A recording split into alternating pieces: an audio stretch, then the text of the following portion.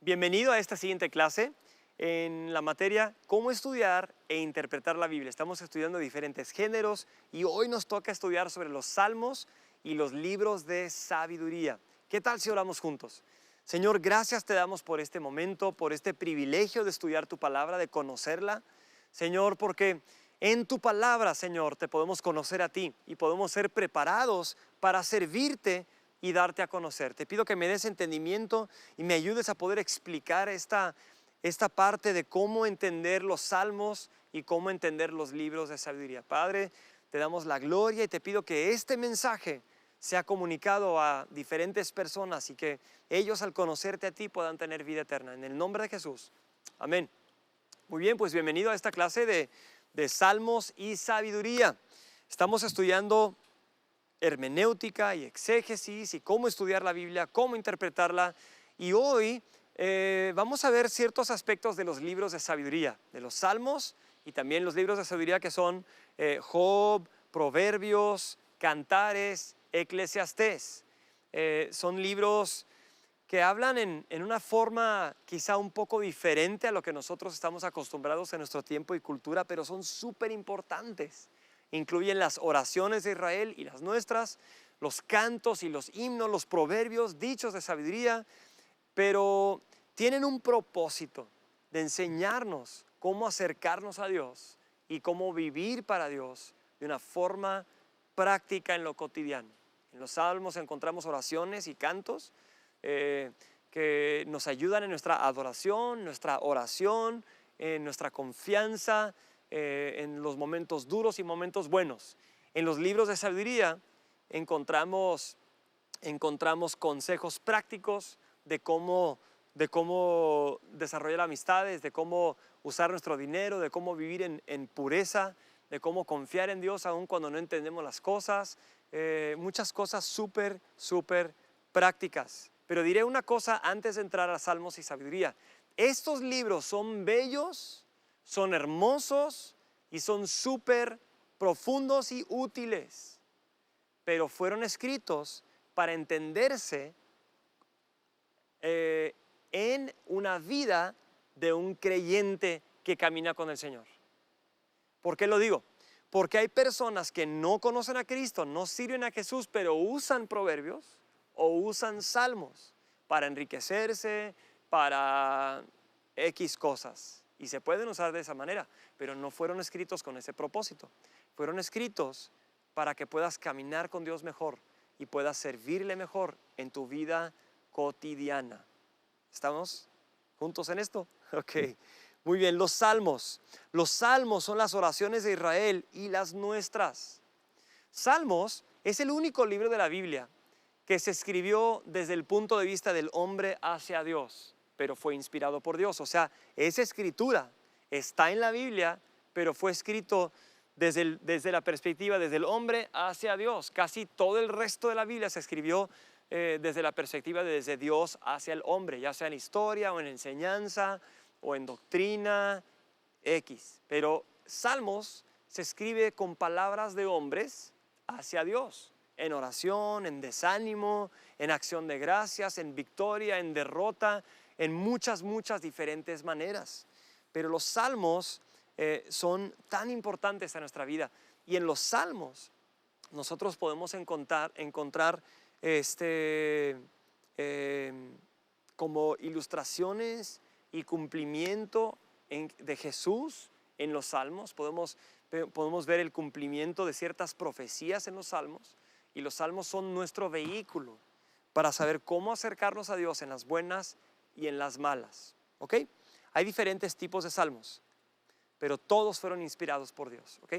Todos fueron inspirados por Dios y son útiles para que usemos a diario en nuestra vida cotidiana, ya sea en oración, adoración, clamor, desánimo o ánimo. En los salmos se expresan todo tipo de emociones: enojo, tristeza, depresión, gozo, alegría, confianza. Todas las emociones que se encuentran en los seres humanos están en los salmos, expresados hacia Dios. Es muy importante. ¿Te acuerdas que Pablo dijo en Romanos: mía es la venganza, dice el Señor? ¿Sabes? En los salmos vamos a encontrar ciertos salmos que hablan de la venganza, que hablan de, Señor, quiero que rompas las mejillas de mis enemigos, quiero que sus niños se mueran en las piedras, etc. Y uno puede decir, ¿cómo puede estar esto en la Biblia? ¿Sabes por qué están en la Biblia? Porque son expresiones de enojo, de tristeza, de desánimo, escritas por seres humanos como tú y yo, expresadas a Dios, no a los enemigos. Esas expresiones de venganza o de tristeza o desánimo tienen su vehículo, se tienen que expresar a Dios. No es tu responsabilidad, no es mi responsabilidad expresar nuestra venganza a nuestros enemigos o tratar de justiciar o tratar de hacer, no, sino cuando estamos enojados, cuando estamos tristes, ¿a quién debemos acudir? Al Señor. Pero en los salmos encontrarás toda emoción que tú vas a vivir en tu vida escrita para que tú puedas acercarte a Dios con oración y decir, Señor, me siento así. Y el Señor se encargará de hacer su justicia, de hacer su obra, de corregir las cosas o cambiarlas o hacer su voluntad en su tiempo y su forma. Pero los salmos encuentran un vehículo de expresión hacia Dios de una forma apropiada y correcta. A Dios no le da miedo tus emociones, a Dios no le da temor de que tú sientas lo que sientas, pero sí es importante cómo las expresas y a quién se las expresas. Vamos al Señor con nuestros enojos y nuestras tristezas, derrotas y victorias, y no en contra de otras personas. Muy bien, hay diferentes tipos de salmos, hay diferentes maneras de hacer las categorías, pero estamos tomando el bosquejo de la lectura eficaz de la Biblia y de cómo ellos los pusieron en ciertas categorías. ¿Estás listo? Te voy a dar varios ejemplos de cada categoría de salmos, pero no son los únicos salmos de esa categoría. Nada más te estoy dando unos ejemplos, pero en el resto de los 150 salmos puedes buscar más ejemplos de esas mismas categorías, ¿ok? Primer categoría. En los salmos encontramos muchos lamentos.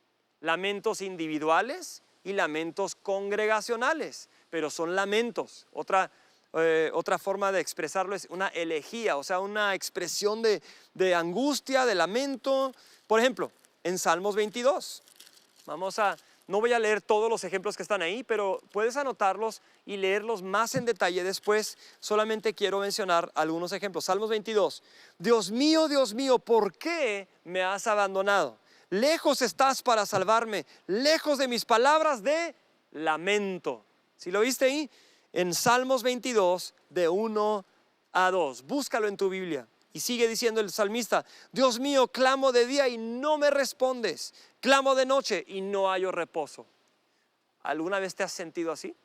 ¿Alguna vez te has sentido solo, abandonado, señalado, juzgado, en dolor? Bueno, el salmista se sintió así en este momento y se está expresando a Dios.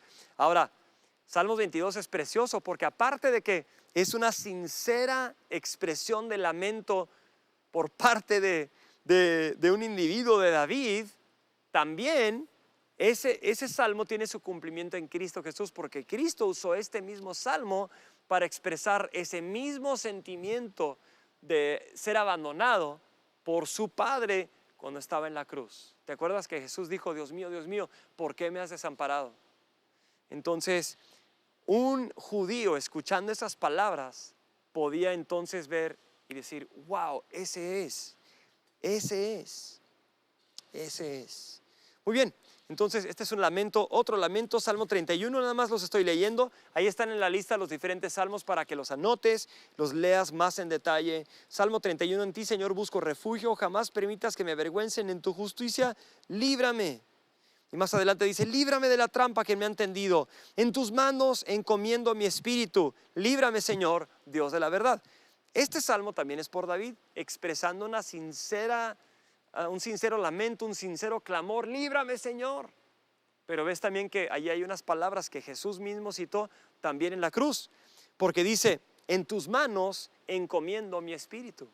Entonces, busca a Cristo en los salmos, porque Cristo usó los salmos y el cumplimiento de muchos de estos salmos están en la vida y la muerte y la resurrección de Jesucristo. Esto es una conexión preciosa entre el Antiguo Testamento y el Nuevo Testamento, pero bueno, los salmos tienen muchos lamentos, muchas muchos clamores de angustia. A ver, vamos a saltar al Salmo 137.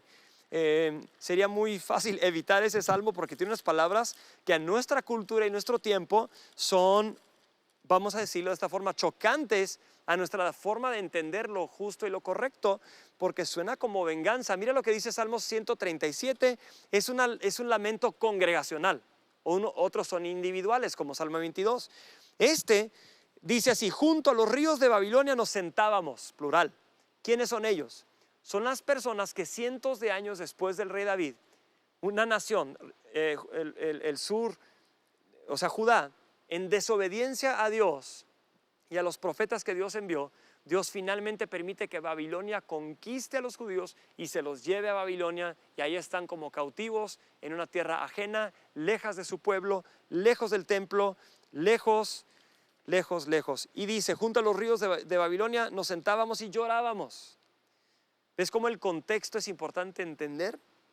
Al acordarnos de Sión, se acordaban de la ciudad de David, el lugar de adoración, y al acordarse, lamentan, ¿verdad? Lamentábamos, llorábamos, y ahí los que nos tenían cautivos nos pedían que entonáramos canciones. Nuestros opresores nos pedían estar alegres, nos decían: cántenos un cántico de Sión. Ok, aquí tenemos estos judíos cautivos, esclavos en la tierra de Babilonia, y las personas que los tienen cautivos les dicen: cántanos una de esas canciones, una de las alabanzas que cantabas en tu tierra. ¿Y cómo responden ellos? Oh, sí, sacamos el arpa. Mira cómo responden: ¿cómo cantar las canciones del Señor en una tierra extraña? Oh, Jerusalén, Jerusalén, si llegara yo a olvidarte, que la mano derecha se me seque. Si de ti no me acordara, ni te pusiera por encima de mi propia alegría, que la lengua se me pega al paladar. Bueno, hasta ahí podemos entender un poco, ¿no? Su angustia. Pero dice: Señor, acuérdate de los edomitas en el día en que cayó Jerusalén. Arrásenla, gritaban, arrásenla hasta sus cimientos. Hija de Babilonia, que has de ser destruida. Dichoso el que te haga pagar por todo lo que nos has hecho. Dichoso el que agarre a tus pequeños y los estrelle contra las rocas. ¿Viste eso? Eso está en la Biblia. Pero ¿cómo puede estar eso en la Biblia? Dichoso el que toma tus bebés y los estrella contra las rocas. Aquí nos está dando una enseñanza doctrinal de lo que debemos hacer con nuestros enemigos. No, no está haciendo eso. Está dándonos un vehículo a donde podemos expresar nuestra angustia tan profunda que hasta la venganza sale del corazón. Pero escucha bien, ellos no tenían permiso de ir y hacer eso a sus enemigos. Era Dios quien tendría que juzgar y tener misericordia o hacer lo que iba a hacer. Pero ellos, a través de los salmos, podían expresar su suma angustia al Señor. ¿Me estoy dando a entender? ¿Alguna vez te has sentido tan enojado que quieres romper algo? ¿Qué debes hacer? Abre un salmo de lamento, enciérrate en un cuarto, empieza a gritar y clamar a Dios, y Él te responderá, Él te escuchará, Él no te rechazará, Él está ahí para ayudarte en el momento de angustia y lamento. Entonces tenemos muchos salmos de lamento, y tú y yo en nuestra vida vamos a encontrar diferentes momentos de angustia en donde podemos usar estos salmos para acercarnos a Dios. Hay otro tipo de salmos también, acciones de gracias. Acciones de gracias. Vemos aquí una lista de diferentes salmos que son acciones de gracias. Puedes anotar algunos de los salmos, puedes leerlos, y también te animo a que busques más acciones de gracias dentro de los salmos. Entonces la siguiente categoría es salmo, acción de gracias. Primero vimos lamentos y ahora estamos viendo acciones de gracias. Por ejemplo, Salmo 65 es así, dice: a ti, oh Dios de Sión, te pertenece la alabanza, a ti te deben cumplir los votos, porque escuchas la oración, a ti acude todo mortal, a causa de sus perversidades. Nuestros delitos nos abruman, pero tú los perdonaste. Dichoso aquel a quien tú escoges, al que atraes para ti para que viva en tus atrios. Es un salmo de gracias, Señor, por salvarme aunque no lo merezco. ¿Sí? Salmo 75, otro salmo de confianza, de acción de gracias. Dice el salmista, en esta acción de gracias dice: te damos gracias, oh Dios, te damos gracias e invocamos tu nombre. Todos hablan de tus obras portentosas. Entonces, todo el salmo es una acción de gracias. En los salmos encontramos acciones de gracias a Dios, ¿Cómo debemos responder ante los grandes actos y hechos de Dios en nuestras vidas? Con acciones de gracias. Y los salmos nos dan un ejemplo. Usa los salmos como un himnario, como un canto de alabanza, como oración en tiempos de angustia al acercarte a Dios. Muy bien, también los salmos tenemos lo que llamamos himnos de alabanza. Un ejemplo de un himno de alabanza es el Salmo 100. Este himno de alabanza, mira lo que dice, es como un patrón de adoración en el templo o el tabernáculo. Dice así: aclamen alegres al Señor, habitantes de toda la tierra, adoren al Señor con regocijo, preséntense ante el Señor con cánticos de júbilo, reconozcan que el Señor es Dios. Él nos hizo y somos suyos, somos su pueblo, ovejas de su prado, entren por sus puertas con acción de gracias. Bueno, este salmo es un himno de alabanza en donde daba un patrón de cómo la gente podía acercarse a la presencia de Dios en el tabernáculo o el templo, en la adoración hacia Dios. Otro tipo de salmo. Hay salmos que se llaman salmos de historia de salvación, que narran cómo Dios intervino en la vida de Israel y cómo los salvó, cómo los rescató, e incluyen confianza, arrepentimiento, exhortación. Entonces, esta siguiente categoría se llama historia de salvación. Salmo 78 es un buen ejemplo de historia de salvación. Dice así: pueblo mío, atiende a mi enseñanza, presta oído a las palabras de mi boca, mis labios pronunciarán parábolas y evocarán misterios de antaño, cosas que hemos oído y conocido y que nuestros padres nos han contado. Entonces, en esta categoría de historia de salvación, vemos que aquí empieza a narrar todo lo que Dios hizo en sus antepasados, todo lo que Dios hizo en su nación y cómo respondió el pueblo, ya sea en rebelión o en confianza. Es una historia de salvación. Hay otro tipo de salmo, que es el de celebración y afirmación. El salmo que expresa celebración y afirmación. Por ejemplo, Salmo 50 es un salmo de celebración y afirmación. Salmo 50 dice así: habla el Señor, el Dios de dioses, convoca a la tierra de oriente a occidente. Dios resplandece desde Sión, la ciudad bella y perfecta. Este es un salmo de celebración. Nuestro Dios viene, pero no en silencio. Le precede un fuego que todo lo destruye, ¿sí? Etcétera. El final dice: quien me ofrece su gratitud me honra, el que enmienda su conducta le mostraré mi salvación. Ofrece a Dios gratitud. Entonces, aquí se celebra y se afirma quién es Dios. Dentro de los salmos de celebración y afirmación se encuentran salmos reales, o sea, que se usaban cuando un nuevo rey llegaba a ser coronado en la historia de Israel. Entonces, en los salmos vas a ver ciertos salmos que parece como una expresión de la coronación de un rey, y se usaban literalmente cuando se coronaba un nuevo rey en Israel, pero también tienen su cumplimiento en Jesús, nuestro rey y el rey de reyes. Existe otro tipo de salmo que se llaman salmos de sabiduría. Salmos de sabiduría. Por ejemplo, Salmo 112 es un salmo de sabiduría. Dice Salmo 112: dichoso el que teme al Señor, el que haya gran deleite en sus mandamientos. Este es un salmo de sabiduría. La vida sabia está basada en el que teme a Dios, en el que camina en el temor a Dios, etc. Hay otro tipo de salmo que se llama salmos de confianza, cantos de confianza. Por ejemplo, Salmo 91 es un clásico canto de confianza, escrito por Moisés. El que habita al abrigo del Altísimo morará bajo la sombra del Todopoderoso. Yo le digo al Señor: tú eres mi refugio, mi fortaleza, en ti, en quien confío, el Dios en quien confío. Cantos de confianza. Yo te voy a ser sincero, en mis momentos más difíciles y también los momentos mejores de mi vida, en los salmos he encontrado refugio, tanto para aprender a confiar en el Señor, tanto para aprender a descargar todo lo que tengo en el corazón delante de Él. Entonces el salmo es como nuestro himnario. Y a diferencia de los demás libros de la Biblia, normalmente cada libro de la Biblia es como una unidad de pensamiento que se tiene que entender por su autor, etc. Pero los salmos son como 150 diferentes mini libritos que están dentro de un libro grande en 5 diferentes secciones, que también nos habla de la mentalidad del judío de dividir todo en 5 partes. 5 partes de ley en el Pentateuco, que es el Antiguo Testamento. 5 partes del himnario, que es los Salmos. Y 5 partes del Sermón del Monte y de las enseñanzas de Jesús en Mateo, en el Nuevo Testamento. Muy interesante. Esa es la base de la enseñanza de Dios a su pueblo. Te quiero animar a aprender a ver a Jesús en los Salmos y ver la necesidad de los creyentes en los Salmos.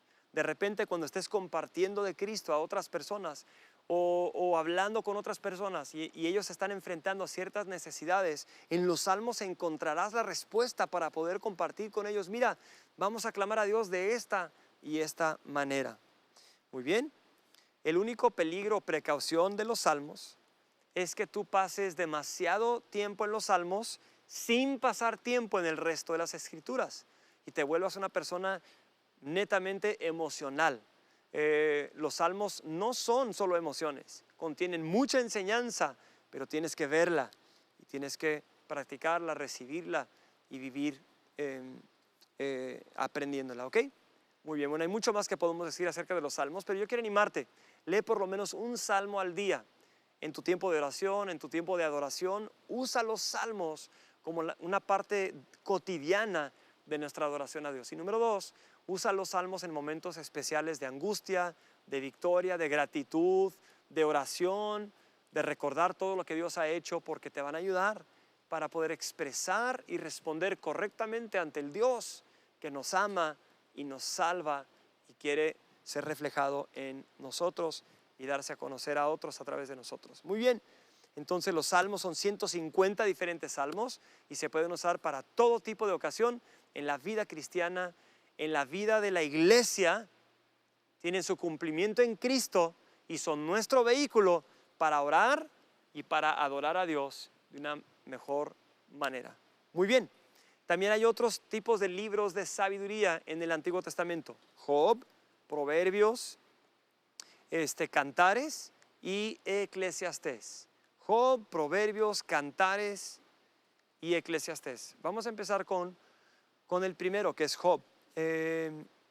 Estos libros pueden ser un poco difíciles de entender, especialmente Job, especialmente Eclesiastés, porque por su manera de escribirse y redactarse, pero son preciosos estos libros. Ahora, estos libros son para ayudarnos a caminar sabiamente en la vida cotidiana, al caminar con Dios, en la vida cristiana. Y la base de estos libros es el temor a Dios, el caminar en conocer a Dios. Quiero decir algo acerca del temor de Dios antes de entrar a Job, pero ¿qué es el temor a Dios? Muchos piensan que el temor a Dios es tenerle miedo a Dios. Y bueno, un respeto, un temor a Dios es correcto tener. Pero la frase, el temor a Dios, tiene que ver con una persona que está en relación con Dios. Eso es tener temor a Dios.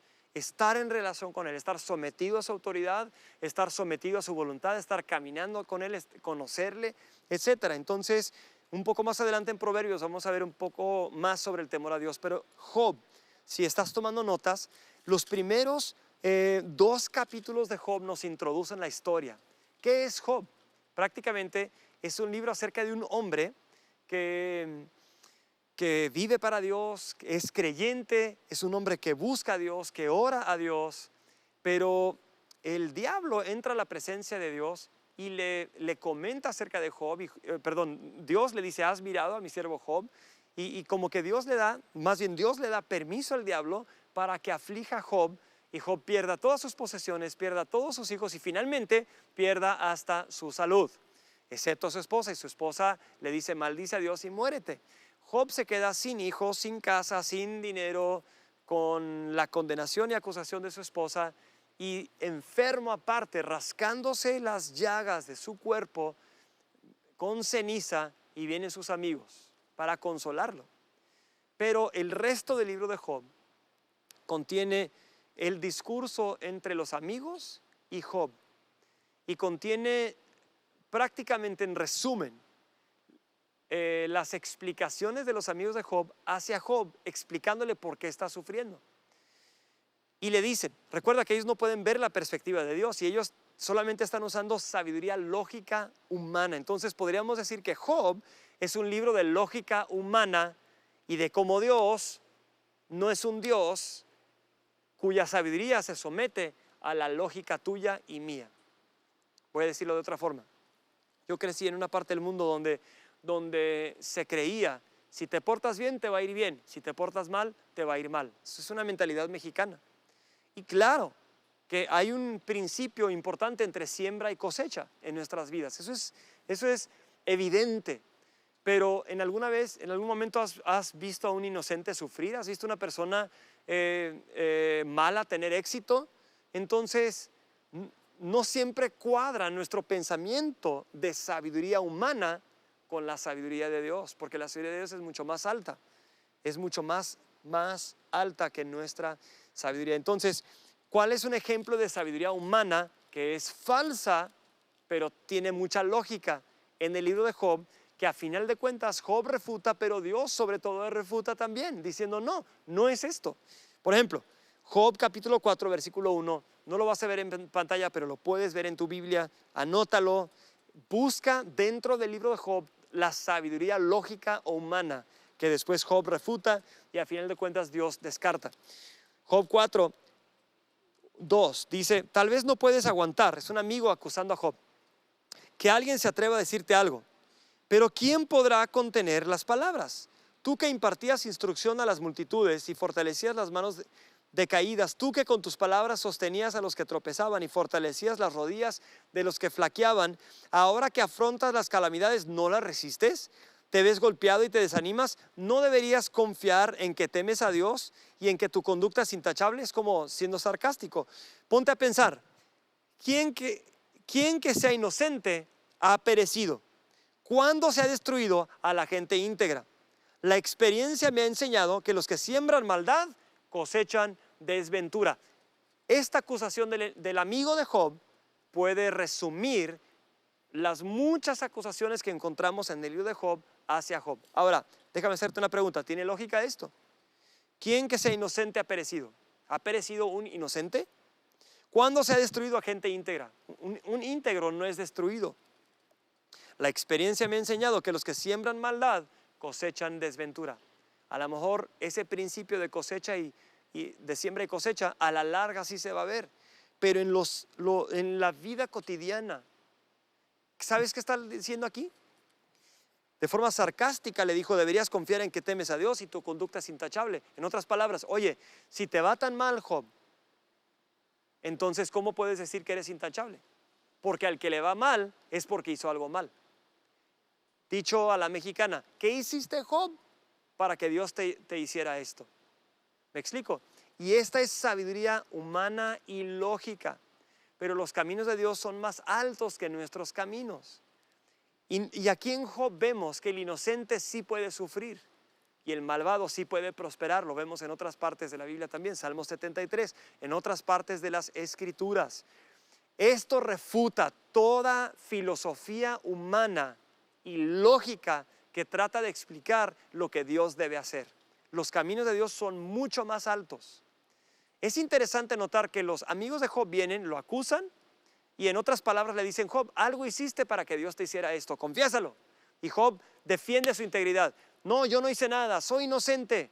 Y los amigos, ¿cómo puedes decir que eres inocente? Algo has de haber hecho, confiésalo, tú eres malo, por eso te fue mal. Y alegan unos con los otros, pero a final de cuentas Job llega al punto donde casi le acusa a Dios y le dice, Dios, ¿por qué me hiciste esto? Mejor hubiera sido morir, etcétera. Y Dios responde con la sabiduría de él, que es súper interesante. En Job 38, me encantan estas palabras. Job 38, mira lo que dice.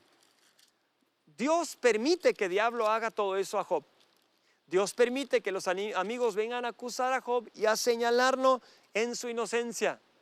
Y Dios permite que Job también alegue con Dios y como que casi le reclame, ¿por qué me está pasando esto? Y a final de cuentas él responde de esta manera. Escucha estas palabras. Te animo a que leas Job 38 hasta el final para agarrarle sabor a lo que es la sabiduría de Dios. Mira lo que dice Job 38:2. Es Dios ahora respondiendo a Job.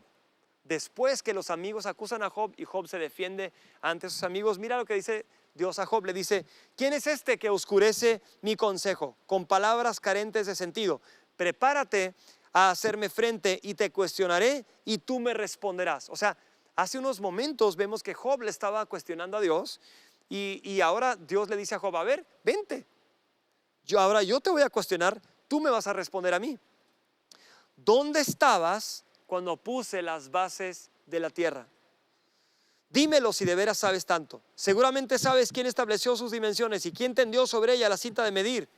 ¿Dónde estabas tú? Versículo 4.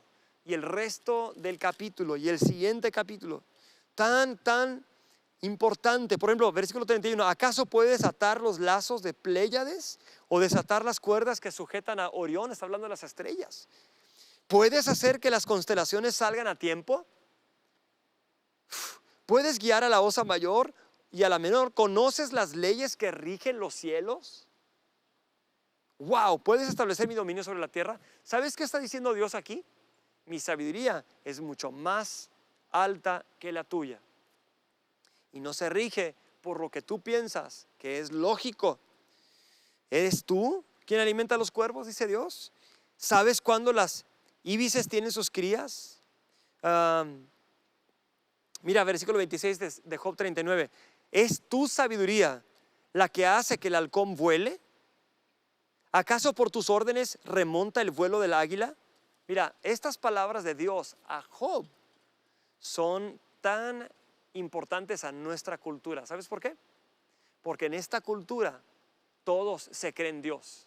Ellos piensan que pueden definir a Dios y decir lo que Dios debe hacer y Dios no debe hacer, y creen que mediante sus dichos o sus frases publicadas son muy sabios. Pero Dios podría respondernos también a nosotros en nuestro tiempo diciendo: a ver, ¿dónde estabas tú cuando yo hice el mundo? ¿Dónde estabas tú cuando yo hice los cielos? ¿Acaso tú puedes hacer que la tierra gire en tiempo? ¿Acaso puedes tú colocar las estrellas en los cielos en su tiempo? ¿Dónde estabas tú? ¿Es tu sabiduría que hace que el halcón vuele? ¿Tú puedes explicar eso? ¿Es tu sabiduría que hace que remonte el vuelo del águila? ¿Tú haces que la lluvia caiga? ¿Tú haces que se sequen los ríos? ¿Dónde estabas? ¿Entiendes lo que está pasando aquí? Dios está diciendo: a ver, espérate, esta sabiduría lógica no es mi sabiduría. ¿Dónde estabas tú? ¿Qué podemos concluir en Job? Varias cosas. Podemos concluir que la sabiduría de Dios es mucho más alta que la nuestra. Podemos concluir que el sufrimiento no es para siempre, porque Job no sufre para siempre, es bendecido al final en gran manera. También, ¿qué más podemos aprender en Job? Que los inocentes sí pueden sufrir y que el sufrimiento no necesariamente es un castigo de Dios. ¿Qué más podemos aprender en Job? Que podemos confiar en Dios. ¿Y qué más? Que Dios tiene la última palabra y su sabiduría no es como la nuestra. Termino esta sección de Job con un versículo en Job 19. Quiero que lo busques en tu casa o en donde estés. En Job 19, en medio de la aflicción de Job y su enfermedad y las acusaciones y señalamientos de sus amigos, Job responde de esta manera en Job 19, 25. Yo sé que mi Redentor vive y que al final triunfará sobre la muerte. Y cuando mi piel haya sido destruida, todavía veré a Dios con mis propios ojos. Yo mismo espero verlo, espero ser yo quien lo vea y no otro. Este anhelo me consume las entrañas. Mira, yo sé que mi Redentor vive. En medio del dolor que no se puede entender, Job confía en el Señor. Y esta es una gran lección para cada uno de nosotros. En medio de un mundo que cree de una manera y en medio del universo que Dios actúa de otra manera diferente, en medio de que suceden cosas que no entendemos, ¿cómo podemos responder? Aquí como responde Job en Job 19, yo sé que mi Redentor vive. Yo no sé por qué me perdí mi trabajo, yo no sé por qué pasó esto, no sé por qué pasó aquello, pero yo sé que Él vive. Yo lo voy a ver algún día con mis ojos. Es una alusión indirecta a la resurrección de los muertos, aunque no lo dice ahí, pero a lo mejor es una referencia muy, muy histórica de la resurrección. Job es un libro increíble que habla de la sabiduría verdadera de Dios, que no se somete a la sabiduría tuya y a la sabiduría de tus vecinos y tus amigos humanos que creen que pueden decir cómo Dios debe actuar y cuándo. Proverbios es otro libro de sabiduría que habla de consejos de un padre a un hijo.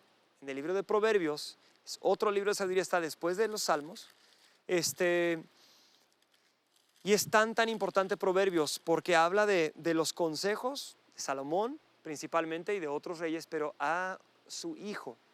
Y hablan de la vida sabia con amistades, la vida sabia en lo moral, la pureza sexual, la vida sabia en cómo gastamos dinero, la disciplina, el trabajo, los préstamos, dinero, todo eso lo cubre Proverbios. Y algunos han abusado de Proverbios, ya sea como para enriquecerse económicamente o como reclamarle a Dios una garantía legal de que si yo hago esto me tienes que a fuerzas prosperar.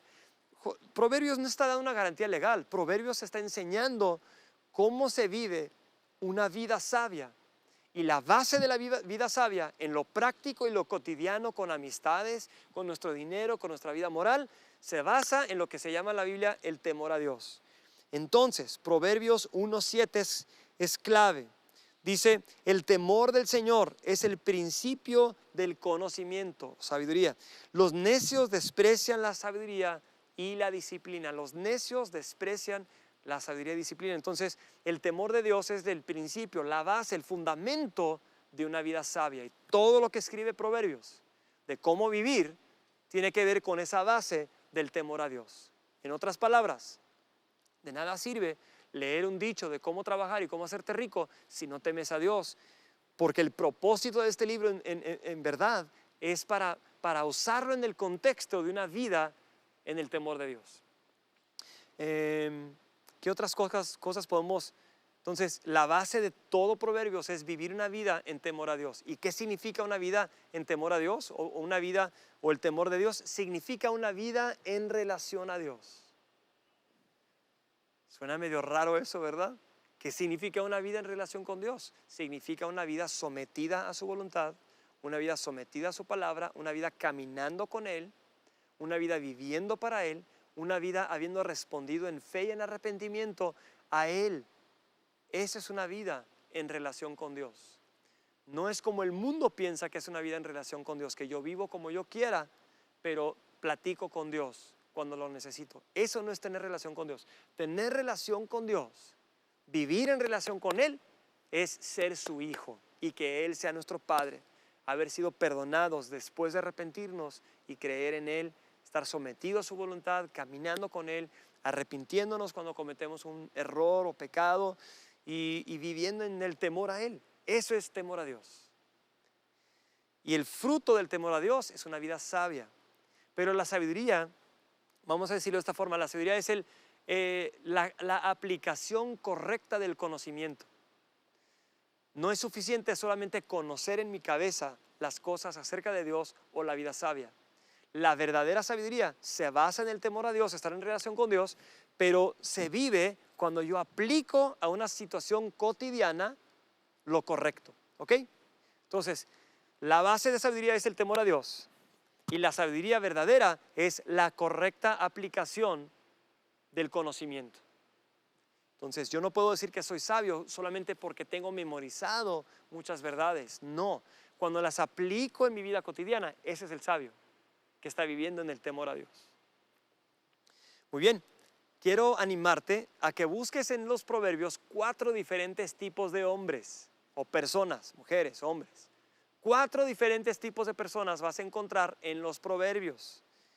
El ingenuo, o en otra versión dice el simple. ¿Quién es el ingenuo? Es el abierto a todo, comprometido a nada. El que está así como que indeciso, todavía no se amarra a nada, no se compromete a nada, pero abierto a todo. En el mundo hay muchos simples o ingenuos. Encontramos en los proverbios al necio. ¿Quién es el necio? El necio no es el ingenuo, el necio es aquel que escogió el mal camino. Escogió lo incorrecto. lo malo. Ese es el necio. El necio es un rebelde, un desobediente, uno que vive para sí y hace como a él o a ella le da la gana. Ese es el necio. El necio es el que rechaza el consejo y rechaza la sabiduría, gasta como quiere, tiene amistades como quiere, vive como quiere. ¿Hay esperanza para el necio? Sí, sí hay. Pero el necio tiene que arrepentirse y ordenar su camino confiando en el Señor, y ahí comienza un cambio en su vida. ¿Okay? Está el necio, que es el rebelde, el desobediente. Pero hay otro tipo de persona en Proverbios, es el burlador. ¿Hay esperanza para el burlador? Sí hay, pero el burlador es sumamente difícil y casi el burlador es no perder tiempo con él. No quiero decir que Dios no le tendría misericordia, pero el burlador es aquel que cuando tú le hablas de Dios, se burla de Dios, se burla de tus palabras en frente de otros, de forma sarcástica, de forma con chiste, o sea, el burlador es otra categoría de necedad más profunda, casi sin esperanza, pero obviamente mientras alguien respira oxígeno en esta tierra, sigue habiendo esperanza siempre y cuando se arrepiente de sus pecados. Quizá lo diríamos de esta forma: para que el burlador agarre la onda y realmente cambie, necesita ser quebrantado totalmente y que en ese quebranto se arrepienta de sus pecados, probablemente. Ok, pero hay un cuarto tipo de persona en Proverbios, ese es el sabio. ¿Quién es el sabio? ¿El que solo tiene mucho conocimiento? No, el que aplica el conocimiento de la palabra en las situaciones cotidianas, y eso es un reflejo de que teme a Dios, de que camina con Dios. Gasta correctamente. Aquí habla del trabajo, es diligente en su trabajo cuando nadie lo está viendo, ahorra, no fía, no da, no pide prestado, se aleja de la mujer inmoral, es honesto. Aquí habla también mucho de la lengua, tiene cuidado de sus palabras. El necio dice lo que le viene a la mente, pero el sabio es una persona que cuida su lengua, cuida su boca, es medido con sus palabras, es disciplinado, es prudente, es virtuoso. ¿Ok? Entonces, la vida sabia es la que se presenta en los proverbios, y es para ti y es para mí, como algo basado en una relación con Dios. Eso es temer a Dios. Disfruta de estudiar proverbios. ¿Dónde puedo encontrar esos 4 personajes? En todo el libro.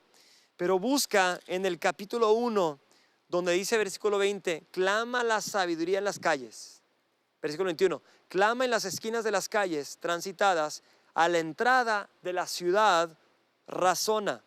¿Hasta cuándo, muchachos inexpertos, o simples o ingenuos, seguirán aferrados a su inexperiencia? ¿Hasta cuándo ustedes, los insolentes? Aquí tenemos a los insolentes, a los inexpertos, se complacerán en su insolencia. ¿Hasta cuándo ustedes, los necios, aborrecerán conocimiento? Entonces respondan a mis reprensiones, yo les abriré mi corazón, les daré a conocer mis pensamientos. El que responde es el que llega a ser sabio. Entonces en Proverbios encontramos al sabio, al necio, al simple o el ingenuo o inexperto, y al burlador, insolente, como se traduzca en tu versión. Pero esas son las descripciones. ¿Y qué hace la sabiduría? Clama en las calles, clama en la puerta de la ciudad, que es el lugar clave. La ciudad es un retrato de todo lo que se lleva a cabo adentro, pero la sabiduría está clamando en la puerta de tu corazón, en la puerta de tu mente. Ven, responde, arrepiéntete, cree, aplica esto.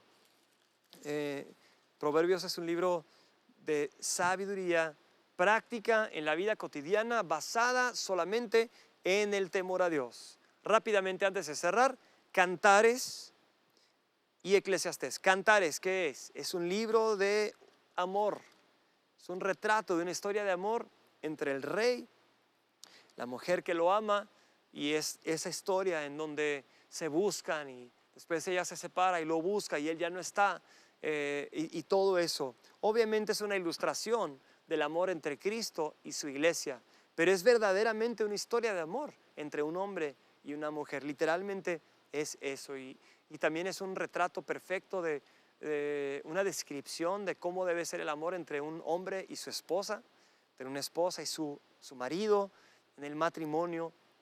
ilustra el amor de Cristo y su iglesia, pero es una historia de verdadero amor en el tiempo en que se escribió, probablemente por Salomón. Y termino con este libro de sabiduría, ya se nos va el tiempo. El libro de Eclesiastés. Eclesiastés es lo que algunos llaman sabiduría cínica o sabiduría, pues, como al revés, ¿no? Y voy a dar algunos ejemplos, pero Eclesiastés es un libro que te deja en ciertas partes como preguntándote, si de esto se trata la vida, entonces ¿para qué vivo? ¿Me explico? Esa es la impresión que te da el libro de Eclesiastés, y quiero dar algunos ejemplos. Por ejemplo, Eclesiastés capítulo 2 es como el resumen de lo que habla todo Eclesiastés hasta antes del final. Dice: me dije entonces, vamos pues, haré la prueba con los placeres y me daré la gran vida, pero aún esto resultó absurdo. En otra versión dice: vanidad de vanidades, todo es vanidad. Dice: a la risa la considero una locura. En cuanto a los placeres, ¿para qué me sirven?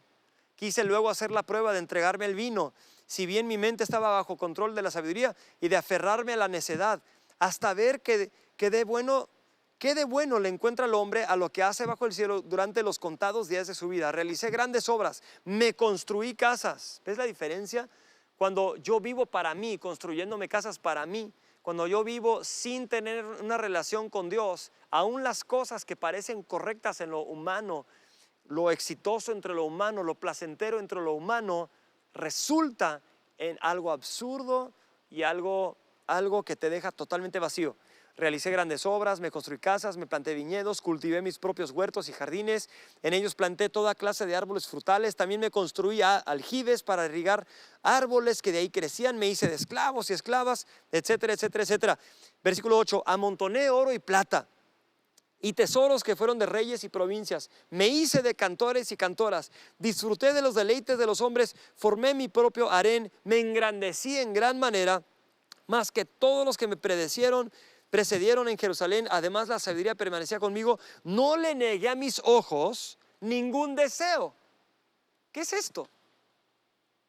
Esto es una vida totalmente dedicada a uno mismo.